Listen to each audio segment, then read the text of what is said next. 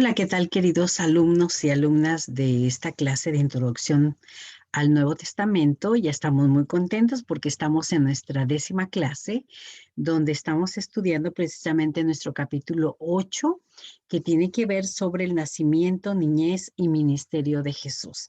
Ha sido un privilegio y un gozo poder estar compartiendo con ustedes, a pesar de los desafíos que nos ha presentado el Internet, poder estar trayéndoles estos pequeños videos que seguramente habrán sido de resumen y de ayuda para comprender mejor los capítulos.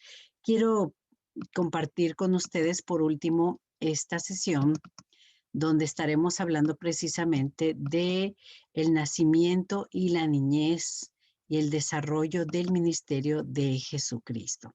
Así es que para nosotros en esta lectura del capítulo 8 ha sido una lectura muy sencilla, un poco grande, pero muy interesante, de acontecimientos que ya conocemos, acontecimientos que ya sabemos, hemos leído, hemos estudiado, hemos predicado sobre eso, pero que el autor nos da detalles también muy significativos para tomar en cuenta.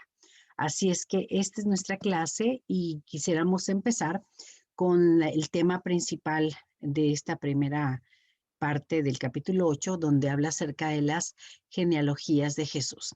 Nuestro autor nos va a hablar acerca de los registros de estas genealogías, que eran la narración muy antigua que tenía la importancia para los asuntos legales, el hablar de toda esta genealogía en los libros de Mateo, de Marcos, de Lucas sobre todo, era hablar acerca de este aspecto de importancia para tener herencia tanto de las propiedades como para también transferirlas en los matrimonios. Mateo y Lucas presentan a Jesús como el descendiente de David, dejando claro la paternidad terrenal de José. También en el libro de Mateo menciona hasta 41 veces, ¿verdad? Los eslabones arreglados en 14 generaciones. Usted podrá leer el capítulo 1 de Mateo y verá toda esta genealogía interesante. Lucas usa hasta 77 nombres, concordando estos dos evangelios de una manera similar. Mateo ofrece la genealogía de José, mientras que Lucas la relata de la descendencia antes de María, centrándose principalmente en el nacimiento virginal y singular de Jesucristo. También Lucas nos va a indicar las calificaciones de Jesús, sobre todo en la conexión con Jesús hacia la raza humana.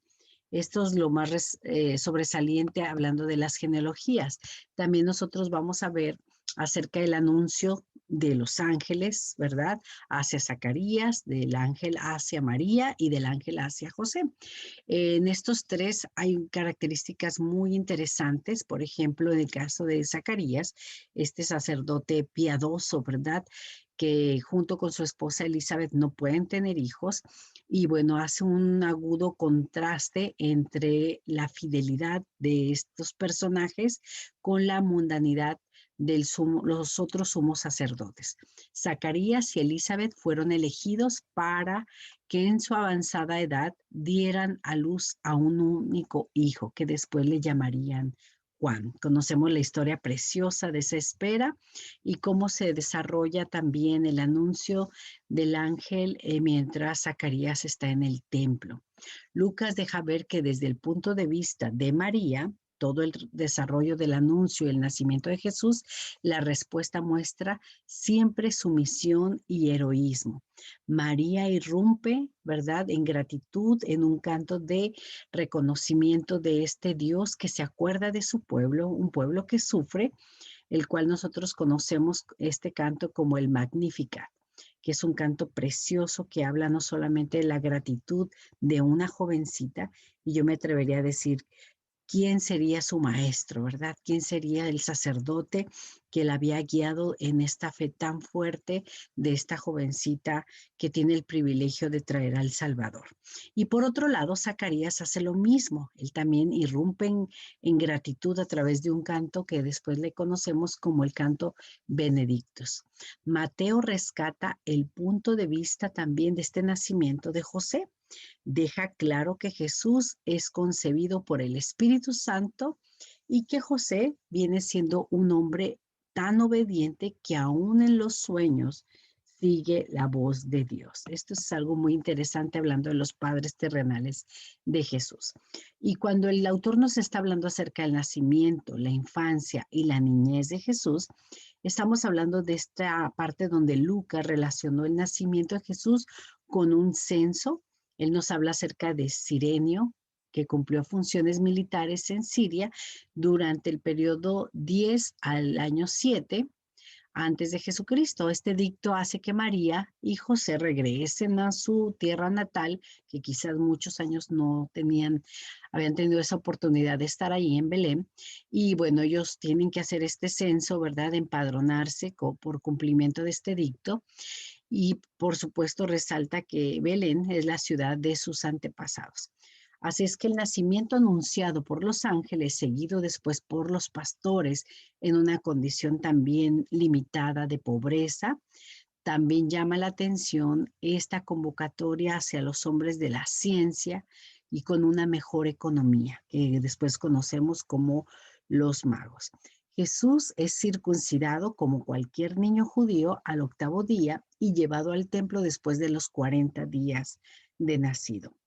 Mateo se va a enfocar en que los judíos reconozcan a Jesús, que Él es el Mesías prometido. Y bueno, los padres de Jesús llevan al templo también en esta infancia, en esta niñez, en este desarrollo que Él tiene a los 12 años, precisamente para familiarizarse con las costumbres y con las fiestas de su tiempo y de las costumbres judías. Por otro lado, también tenemos el conocimiento tan hermoso del ministerio de Juan el Bautista. Después de que Zacarías y Elizabeth tienen la noticia, están felices por su nacimiento, hay una promesa preciosa para ellos en el libro de Lucas acerca de quién será él y qué es lo que hará para el ministerio de Jesús más adelante. Juan el Bautista lo ubica Lucas precisamente en este ministerio más o menos como al año 15 de Tiberio César, que esto vendría siendo 26 o 27 años después de Jesucristo. Juan es conocido como este profeta soltero, ascético y sensible al llamado de Dios. Vemos en la imagen, bueno, pues un hombre peculiar, hasta para vestirse, para comer de una manera muy saludable también. El principal objetivo del ministerio de Juan el Bautista es llamar al arrepentimiento y al bautismo, anunciando la llegada del reino de Dios. Juan predicó un juicio venidero, bautizó solo en ese tiempo a los judíos, ¿verdad? Y también preparó la llegada del Mesías. Explicó la naturaleza del ministerio de Jesús y pudo inaugurar el ministerio de Cristo cuando él lo lleva a las aguas bautismales. A pesar de que él creía que no era merecedor de tal privilegio, es necesario así, porque ya que él bautizaba a los judíos, Jesús viene a ampliar este hermoso paso de obediencia para toda la humanidad, ya no solo para los judíos, sino para todos. En cuanto al bautismo y la tentación de Jesús, nuestro autor nos recuerda que Jesús se bautiza muy probablemente para identificarse con el pueblo de Dios y dar ejemplo también de obediencia. Lucas refiere la aprobación de Dios de manera visible y audible con los cielos abiertos. Recordemos que esta parte visible puede ser la paloma, que nos relata en el libro de Juan también, y una voz que se escuchaba en el cielo, ¿no? Que decía, este es mi hijo amado en el cual yo tengo complacencia, haciendo referencia a los salmos. De esta manera también asumía su misión y su ministerio en la tierra. Jesús no sucumbió a la tentación del autoritarismo, del poder, de las riquezas banales y el sometimiento autoritario sobre su propia creación. Así es que Jesús fue tentado, pero él superó aún este tipo de tentaciones. También encontramos en nuestro pasaje que leímos acerca de la vida de Nicodemo y cómo él aprende en cuanto a un nuevo nacimiento. Nosotros recordamos que la realización del ministerio de Jesús se caracterizó principalmente por todos los milagros que él hizo. Y esto fue lo que atrajo a muchos seguidores, ¿verdad? Que iban detrás de Jesús y de sus palabras y de sus enseñanzas. La designación de Nicodemo, este principal hombre, sacerdote del Senadil, movido por estos milagros, lo llevan a buscar a Jesús para su confesión. Recordamos esta historia maravillosa donde él en la noche lo busca para recibir respuestas a tantas incógnitas de su vida. Pero Jesús, la respuesta que le lleva es hablarle de la importancia de nacer de nuevo. Y hablar del agua y del espíritu tienen significados muy interesantes.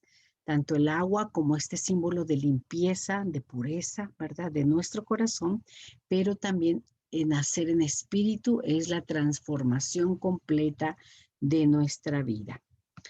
Cabe mencionar que cuando Nicodemo lo busca, queda maravillado de estas enseñanzas de este gran maestro.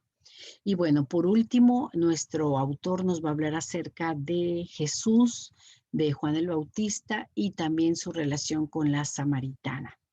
Jesús y Juan, por un lado, ¿verdad? Juan el Bautista tuvieron ministerios de predicación y de bautismo, como ya mencionaba anteriormente, que cronológicamente coincidieron. Juan era un precursor o llamado también como un heraldo de Jesús, uno que anunciaba las buenas nuevas de salvación. Hay algo interesante que rescatar. La actitud de Juan fue siempre de humildad, siempre de un reconocimiento de quién era él y quién era Jesús, pero también un gozo sincero por ver llegar y el cumplimiento del reino de Dios. Él tenía un sentido claro de ubicación, quién era él y quién era el Salvador del mundo. A pesar de que Juan el Bautista tenía muchos seguidores, le quedaba claro que él no era el Mesías. El Evangelio llega de forma insospechada a Samaria, gracias a esta primera mujer que reconoce en esas tierras al Mesías prometido. Jesús rompe todas las barreras que podían separar a todo un pueblo con esta obra redentora de salvación de un Dios de amor y de misericordia. Vemos que Jesús, al acercarse a la mujer samaritana, rompe las barreras culturales, religiosas, étnicas, de género y de posiciones sociales. Es un Dios hablando con una mujer. Es un hombre hablando con una mujer. Es un hombre rabino hablando con una mujer. Todas las barreras son rotas en este precioso pasaje y es así que de ser una mujer pública se convierte en la primera misionera de Samaria. Así es que todo esto transmite esta hermosa narración. De esta manera termina nuestro capítulo número 8 y nosotros estamos muy contentos de poder terminar hasta aquí nuestras 10 clases virtuales. Quiero decirles que les dejaré una nota para el trabajo final. Solamente tenemos hasta esta semana para entregarlo y que usted pueda obtener su calificación también. Les mando un abrazo y les agradezco muchísimo todo lo que ustedes hacen. El esfuerzo de su trabajo se verá prosperado también en su calificación. Que Dios les bendiga.